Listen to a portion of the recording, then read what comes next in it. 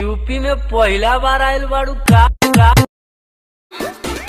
सुनो ना, हो जाए प्यार हमनी क्या बेकार हो, नहीं तो मैरिज हो जाए दीपक से हमार हो, रोशन राजा।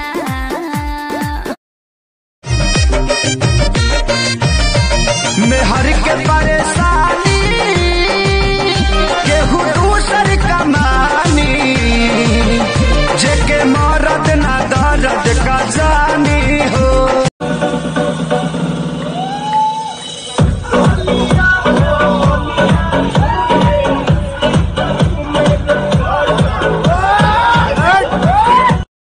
साली सवतिनिया दरवाजा पे खड़ी है, हमारा बलमुआ के पीछे पड़ी।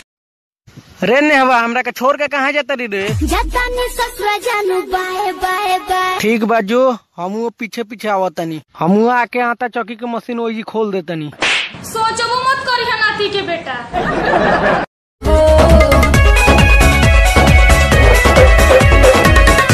ओढ़ना बिछावना राख दूरे सारी आई के कोरा।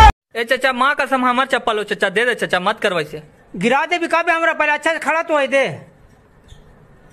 कोई बोरा हमार चप्पल, कोई बोरा एकर चप्पल, केकर चप्पल चोरे समझ ली लिखा तुम लोग हमरा। पढ़ लिख के तनो तू कैलो फुटानी, बाकी ये रानी न बची जवानी, चूल्ही में आँच तो लगाना पड़ेगा, मुझसे नहीं होगा। मरद से कके बियाह करे जा, गोदी में लइका।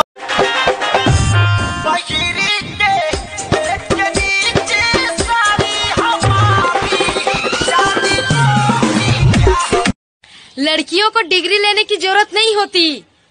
डॉक्टर से शादी हुआ तो डॉक्टराइन, मास्टर से शादी हुआ तो मास्टराइन, पंडित जी से शादी हुआ तो पंडिताइन। काहे भोरे भोरे जान पगला गइलू हो, पगला गइलू हो। धन बनले बनावल रोटिए में खा गइलू हो, दूल्ही बनले बनाव तू ना बताइलू। सुनो का बताइए हो, ए बोलू ऐसा सिचुएशन क्रिएट हो गइल, शादी दीदिया के देवरे से मारू तू